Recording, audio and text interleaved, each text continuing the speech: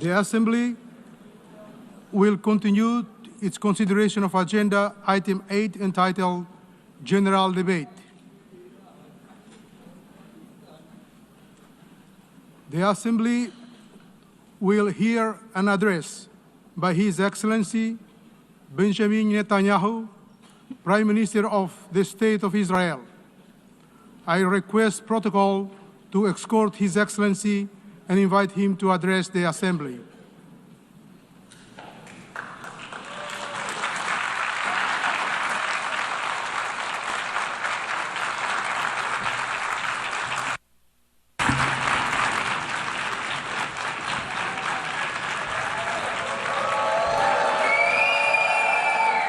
Please, order in the hall.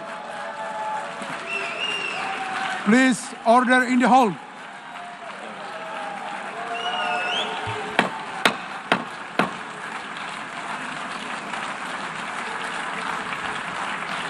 Please, order in the hall.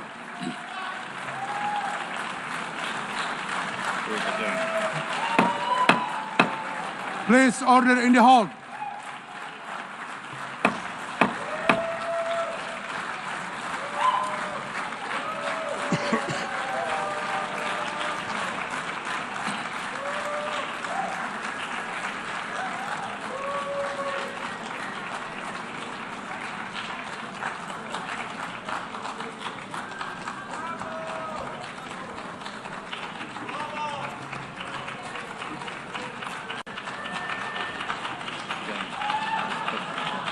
Please, order in the hall, and please be seated.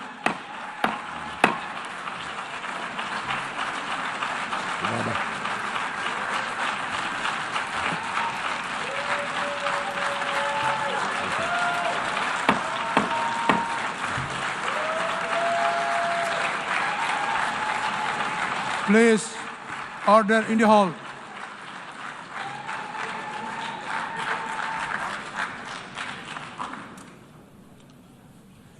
Mr. President,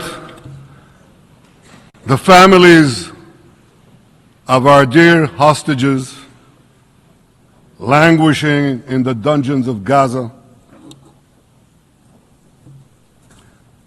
ladies and gentlemen, last year I stood at this podium and I showed this map. It shows the curse of Iran's terror axis. This axis threatened the peace of the entire world. It threatened the stability of our region and the very existence of my country, Israel. Iran was rapidly developing a massive nuclear weapons program and a massive ballistic missile program. These were meant not only to destroy Israel, they were meant also to threaten the United States and blackmail nations everywhere. From Gaza, Yahya Sinwar dispatched waves of Hamas terrorists. They stormed into Israel on October 7th and committed acts of unspeakable savagery.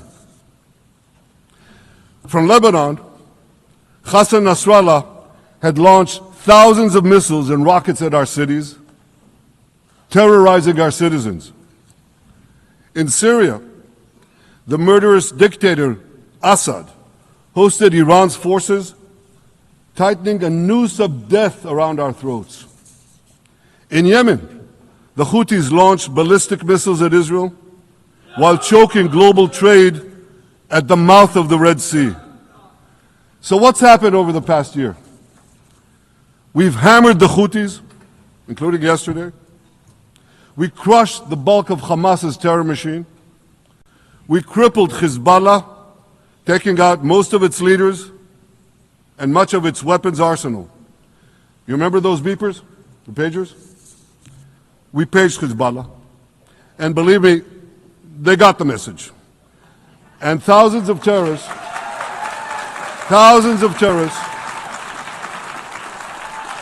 dropped to the ground. We destroyed Assad's armaments in Syria.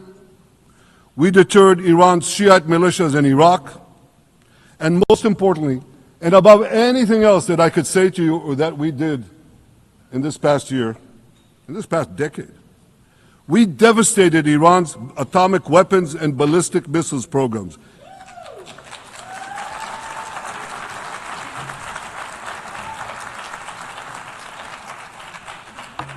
So here's where things stand today. Half the Houthi leadership in Yemen, gone. Yahya Sinwar in Gaza, gone. Hassan Nasrallah in Lebanon, gone. The Assad regime in Syria, gone. Those militias in Iraq, well, they're still deterred. And their leaders, if they attack Israel, will also be gone. And for Iran's top military commanders and its top atomic bomb scientists, well, they're gone too.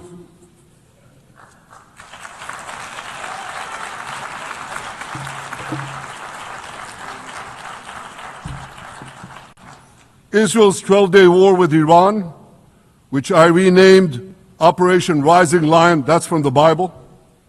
This 12-day war will go down in the annals of military history. Our daring pilots neutralized Iran's missile defenses and took control of the skies over Tehran. And you saw this. Israeli fighter pilots and American B-2 pilots bombed Iran's nuclear enrichment sites. I want to thank President Trump for his bold and decisive action.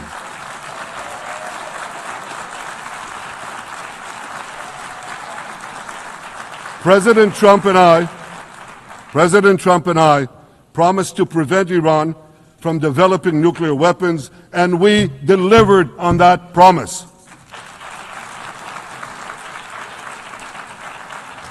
We removed an existential threat to Israel, and a mortal threat to the civilized world. We lifted a dark cloud that could have claimed millions and millions of lives. But, ladies and gentlemen, we must remain vigilant. We must remain absolutely clear-minded and vigilant. We must not allow Iran to rebuild its military nuclear capacities. Iran's stockpiles of enriched uranium, these stockpiles must be eliminated. And tomorrow, UN Security Council sanctions on Iran must be snapped back.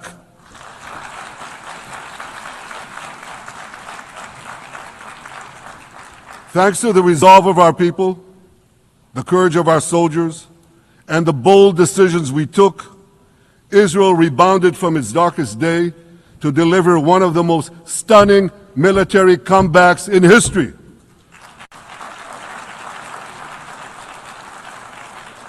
But we're not done yet. The final remnants of Hamas are holed up in Gaza City. They vow to repeat the atrocities of October 7th again and again and again, no matter how diminished their forces. That is why Israel must finish the job. That is why we want to do so as fast as possible.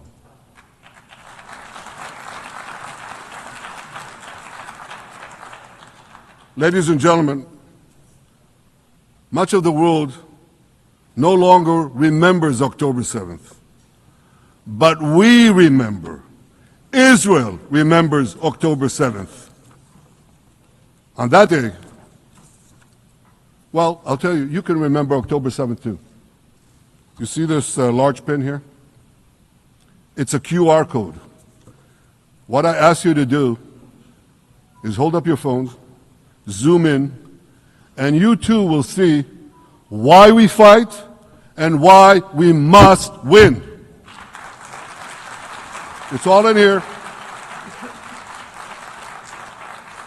On October 7th, Hamas carried out the worst attack on Jews since the Holocaust. They slaughtered 1,200 innocent people including over 40 Americans and foreign nationals from dozens of countries represented here. They beheaded men. They raped women. They burnt babies alive. They burnt babies alive in front of their parents. What monsters! And these monsters took more than 250 people hostage. And those included Holocaust survivors, grandmothers and their grandchildren. Who takes hostage grandmothers and grandchildren? Hamas does. So far, we've brought home 207 of these hostages, but 48 still remain in the dungeons of Gaza.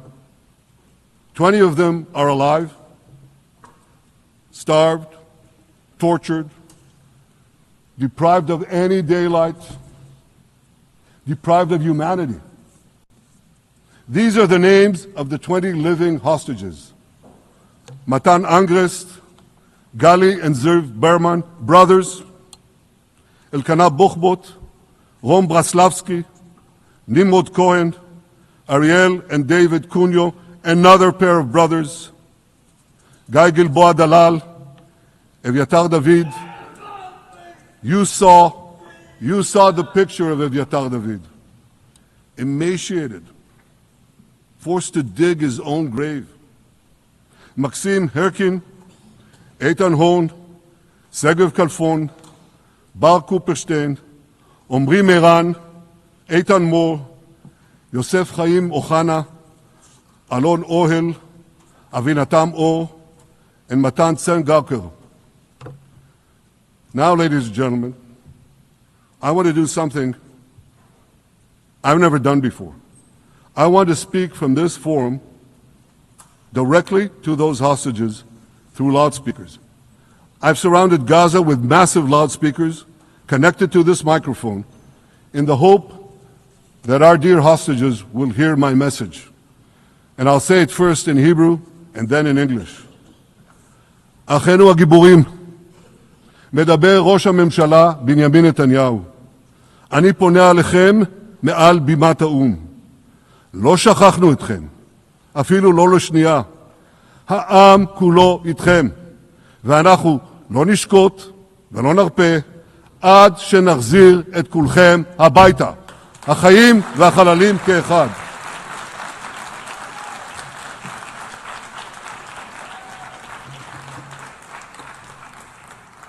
Our brave heroes. This is Prime Minister Netanyahu speaking to you live from the United Nations.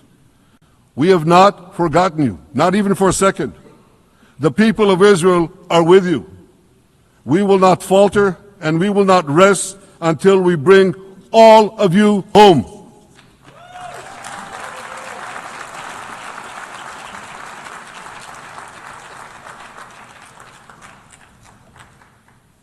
Ladies and gentlemen, thanks to special efforts by Israeli intelligence, my words are now also being carried. They're streamed live to the cell phones of Gazans. So to the remaining Hamas leaders and to the jailers of our hostages, I now say, lay down your arms. Let my people go. Free the hostages, all of them, the whole 48. Free the hostages now.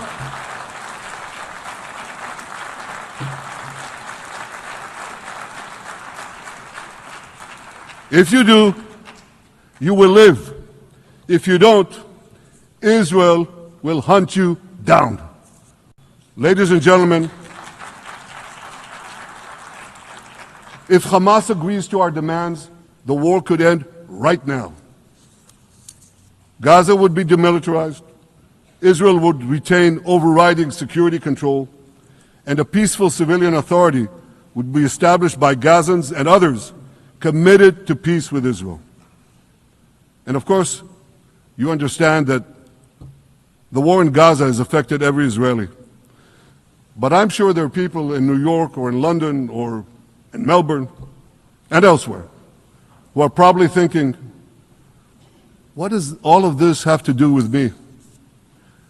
And the answer is everything. because our enemies are your enemies. So let's do something else. So first at the UN, let's do a pop quiz. And raise your hand if you know the answer. Here's the first question. Who shouts death to America? Is it A, Iran, B, Hamas, C, Hezbollah, D, the Houthis, or E, all of the above? All of the above. Correct, all of the above. Second question. Who has murdered Americans and Europeans in cold blood? Is it A, Al-Qaeda, B, Hamas, C, Hezbollah, D, Iran, or E, all of the above? All of the above. Correct. Again. So here's the point I wanted to make. Our enemies hate all of us with equal venom. They want to drag the modern world back to the past, to a dark age of violence, fanaticism, and terror. I think many of you are already feeling in your own societies the radical Islamist surge. You know, I'm sure you do, you know deep down that Israel is fighting your fight. So I want to tell you a secret. Behind closed doors, many of the leaders who publicly condemn us privately thank us. They tell me how much they value Israel's superb intelligence services that have prevented time and again terrorist attacks in their capitals, time and again saving countless lives. General George Keegan, former head of U.S. Air Force intelligence, once said, "If the United States had to gather on its own the intelligence that Israel gives us, we would have to establish 5 CIAs. 5 CIAs. This past June, when Israel struck Iran's nuclear facilities, German Chancellor Merz admitted the truth. He said, Israel is doing the dirty work for all of us. President Trump understands better than any other leader that Israel and America face a common threat. He showed the world that when Iran and its proxies murder Americans, take Americans hostage, shout death to America, burn American flags, and try to assassinate the President of the United States, not once, but twice.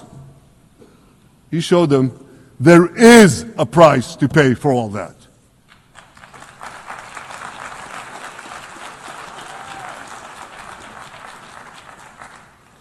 But regrettably, many leaders who are represented in this hall, they send a very different message.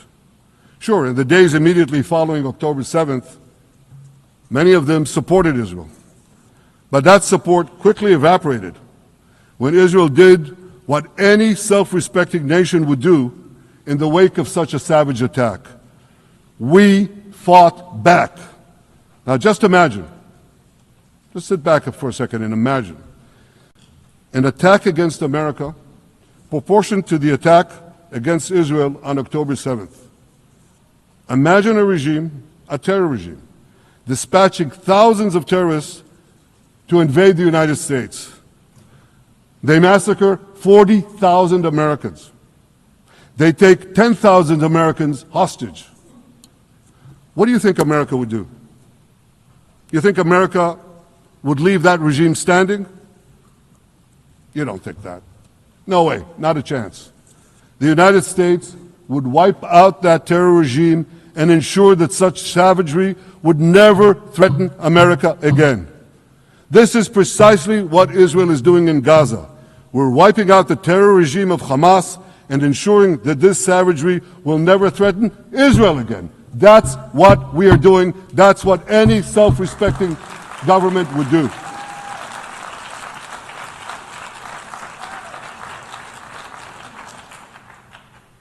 Yet, and it's a yet that I'm sorry to say here, yet over time, many world leaders buckled. They buckled under the pressure of a biased media, radical Islamist constituencies, and anti-Semitic mobs. There's a familiar saying, when the going gets tough, the tough get going. Well, for many countries here, when the going got tough, you caved. And here's the shameful result of that collapse. For much of the past 2 years, Israel has had to fight a seven-front war against barbarism, with many of your nations opposing us. Astoundingly, as we fight the terrorists who murdered many of your citizens, you are fighting us. You condemn us, you embargo us, and you wage political and legal warfare, it's called lawfare, against us.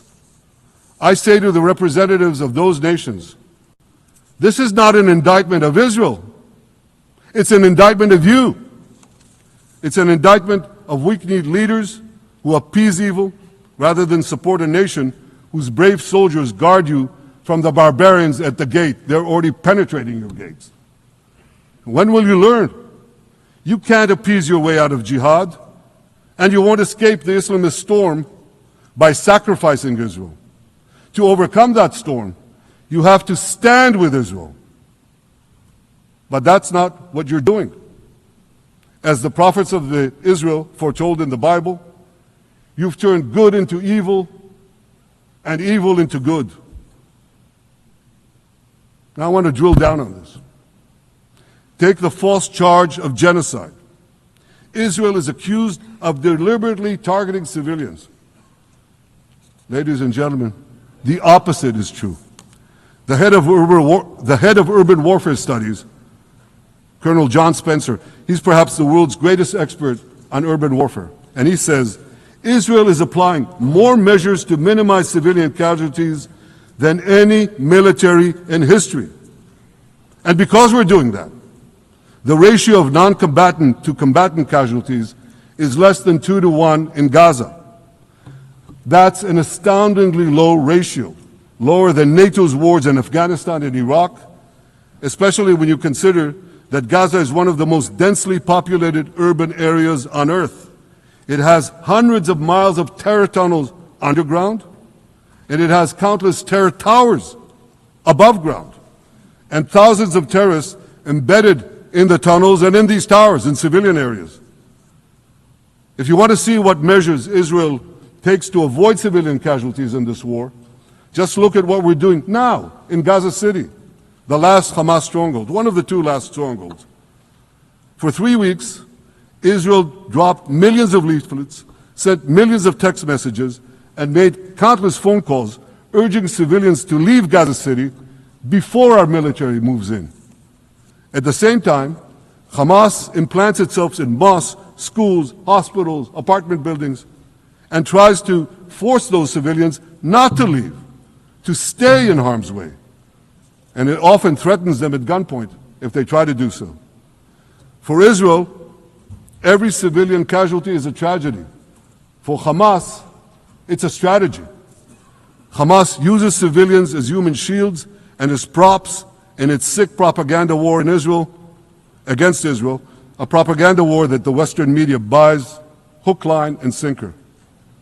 Now, despite Hamas's threats, close to 700,000 Gazans, almost 750,000, have already heeded our calls and moved to safe zones. Now I want to ask you a simple question, a simple, logical question. Would a country committing genocide plead with the civilian population it is supposedly targeting to get out of harm's way? Would we tell them, get out, if we want to commit genocide? We're trying to get them out. And Hamas is trying to keep them in. And this charge is so baseless. The comparison to genocide, wholesale slaughter of populations. What, did the Nazis ask the Jews to leave, kindly leave, go out? Did others, you want me to name all the genocidal leaders of history? Just go one by one. Did anyone do this? Did they say, get out so we can come in? Of course not. So the truth has been turned on its head. Hamas, a genocidal terrorist organization whose charter calls for the murder of all Jews on the planet. This genocidal organization is given a pass. It's barely mentioned. While Israel, which does everything it can to get civilians out of harm's way, Israel is put in the dock. What a joke. You want to hear another one? Israel is accused of deliberately starving the people of Gaza when Israel is deliberately feeding the people of Gaza. Since the beginning of the war, Israel has let into Gaza more than 2 million tons of food and aid. That's 1 ton of aid for every man, woman, and child in Gaza. Nearly 3,000 calories per person per day. Some starvation policy. If there are Gazans who don't have enough food, it's because Hamas is stealing it. Hamas steals it, hoards it, and sells it at exorbitant prices to fight its war machine. Last month, even the UN, not exactly a supporter of Israel. You're supposed to laugh, by the way. Last month, even the UN admitted that Hamas and other armed groups looted 85% of the trucks. That's why you have deprivation. Those who peddled the blood libels of genocide and starvation against Israel are no better than those who peddled blood libels against the Jews in the Middle Ages when they falsely accused us of poisoning wells, spreading plague, and using the blood of children to bake Passover matzahs. Anti-Semitism dies hard. In fact, it doesn't die at all. It just keeps coming back with its libelous lies, refurbished, regurgitated over and over again. And I want to tell you something else. These anti-Semitic lies, they have consequences. In recent months, Jews have been assaulted in Canada, Austria, or rather Australia, Britain, France, the Netherlands, and elsewhere. Here in America, an elderly Holocaust survivor was burned to death in Colorado. And a beautiful young couple from the Israeli embassy in Washington was brutally gunned down right in front of the Holocaust Museum there. Thankfully, President Trump's administration is forcefully fighting the scourge of anti-Semitism, and every government here should follow its lead. But instead, many do the opposite. They actually reward the worst anti-Semites on earth. This week, the leaders of France, Britain, Australia, Canada, and other countries unconditionally recognized a Palestinian state. They did so after the horrors committed by Hamas on October 7th. Horrors praised on that day by nearly 90% of the Palestinian population. Now, let me say that again. Nearly 90% of Palestinians supported the attack on October 7th. It's not supported only, they celebrated it. They danced on the rooftops. They threw candies. That's both in Gaza and in Judea, Samaria, the West Bank as you call it. And it's just the way they celebrated another horror, 9/11. They danced on the rooftops. They cheered. They threw candy. You know what message the leaders who recognize the Palestinian state this week sent to the Palestinians? It's a very clear message. Murdering Jews pays off. Well, I have a message for these leaders. When the most savage terrorists on earth are effusively praising your decision, you didn't do something right. You did something wrong, horribly wrong. Your disgraceful decision will encourage terrorism against Jews and against innocent people everywhere. It will be a mark of shame on all of you. But wait a minute, Mr. Prime Minister, they tell me. Wait a minute. We believe in a two-state solution where the Jewish state of Israel will live side by side in peace with the Palestinian state. There's only one problem with that. The Palestinians, they don't believe in this solution. They never have. They don't want a state next to Israel. They want a Palestinian state instead of Israel. And that's why every time they were offered a Palestinian state, but were required to end the conflict with Israel and recognize the Jewish state, every time, over the decades, they turned it down. And that is why every time they were given territory, they used it to attack us. In fact, they effectively had a Palestinian state in Gaza. So what did they do with that state? Peace? Coexistence? No. They attacked us time and time again. Totally unprovoked. They fired rockets into our cities. They murdered our children. They turned Gaza into a terror base from which they committed the October 7th massacre. So here's the uncomfortable truth. The persistent Palestinian rejection of a Jewish state in any boundary is what has driven this conflict for over a century. It is still driving it. It's not the absence of a Palestinian state. It's the presence and existence of a Jewish state. And I find it amazing that the foreign chancelleries and the ministries and all those who pontificate about this, and the leaders, how can they not see this basic truth when it is repeated again and again and again ad nauseum? And I want to say something else. This rejection of a Jewish state not only applies to Hamas, it also applies to the so-called moderate Palestinian Authority. You should know that the Palestinian authorities pays terrorists to slay Jews. The more Jews the terrorists slay, the more the Palestinian Authority pays. The Palestinian Authority names its government buildings, its public squares, its schools, after the mass murderers of Jews, which they glorify as martyrs. They pay and glorify not just the killer of Jews, but also killers of Christians. Christians like Taylor Force, an American veteran who was brutally murdered in Israel by Palestinian terrorists.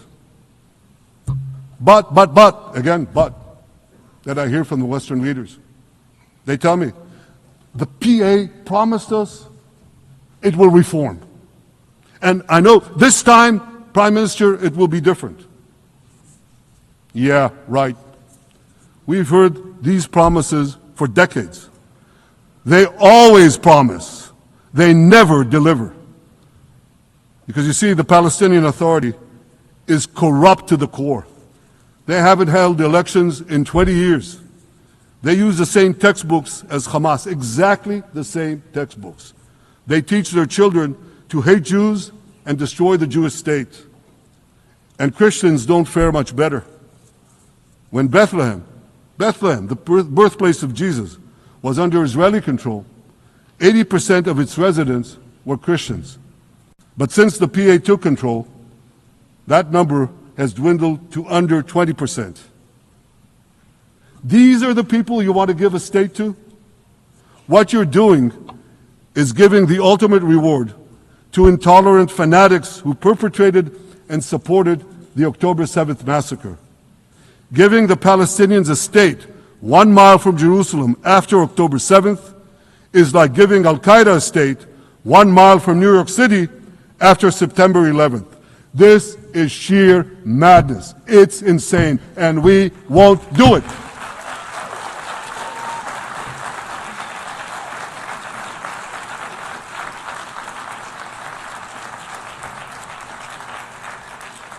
So here's another message to those Western leaders. Israel will not allow you to shove a terror state down our throats.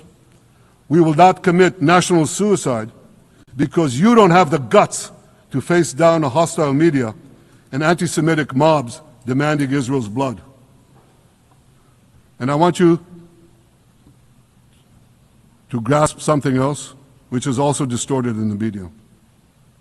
I say this not only in my name or the name of my government, but on behalf of all the people of Israel.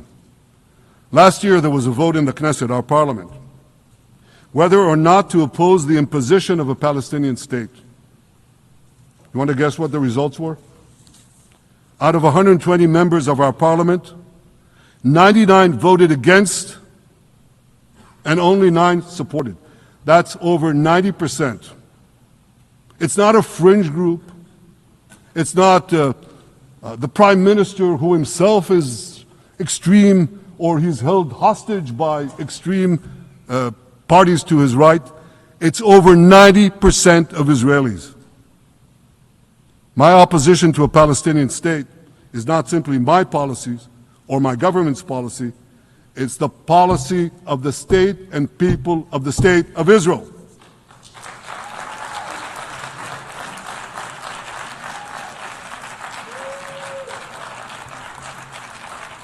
Western leaders may have buckled under the pressure. And I guarantee you one thing, Israel won't. Israel's victories over the Iranian... Thank you, I know you won't too, that's good. Israel's victories over the Iranian terror axis have opened up possibilities for peace that were unthinkable 2 years ago. Take Syria. For decades, the very idea of peace between Israel and Syria seemed unimaginable. Well, no more. Today, we have begun serious negotiations with the new Syrian government. I believe an agreement can be reached that respects Syria's sovereignty and protects both Israeli security and the security of the minorities in the region, including the Druze minority. From the founding of Israel, Jews and Druze have been brothers in arms. We have fought together, we've bled together, we built our lives together. When I was a young commander in Israel's Special Forces, my own life was saved by the invaluable advice given to me by a great friend, Salim Shufi, a heroic Druze IDF veteran. And that's why I couldn't sit idly by, nor could Israel sit idly by, while the Druze were being slaughtered by jihadists. And I instructed our forces to stop the massacre, which they promptly did. Peace between Israel and Lebanon is possible as well. I call on the Lebanese government to also begin direct negotiations with Israel. I commend it for its declared aim to disarm Hezbollah. But we need more than words. If Lebanon takes genuine and sustained action to disarm Hezbollah, I'm sure we can achieve a sustainable peace. Of course, until that happens, we will take whatever action we need to defend ourselves and to maintain the conditions of the ceasefire which was established in Lebanon. Our goal is not merely to monitor Hezbollah's actions, but to prevent them from violating the ceasefire and attacking us at any time. But I'm sure that if the Lebanese government persists in its goal of disarming Hezbollah, peace will come very speedily and very readily. Victory over Hezbollah has made peace possible with our two Arab neighbors in the north. Victory over Hamas will make peace possible with nations throughout the Arab and Muslim world. Our victory would lead to a dramatic extension and expansion of the historic Abraham Accords, which President Trump brokered between Arab leaders and myself 5 years ago. And I took note, as I'm sure you did too, of the encouraging words spoken here by the President of Indonesia. This is the country with the largest Muslim population of all nations. And it's also a sign of what could come. Forward-looking Arabs and Muslim leaders know that cooperating with Israel will provide them with groundbreaking Israeli technologies, including in medicine and science, in agriculture and water, in defense and AI, and so many other fields. I believe that in the coming years, the Middle East will look dramatically different. Many of those who wage war on Israel today will be gone tomorrow. Brave peacemakers will take their place. And nowhere will this be more true than in Iran. The long-suffering Iranian people will regain their freedom. They will make Iran great again. And our two ancient peoples,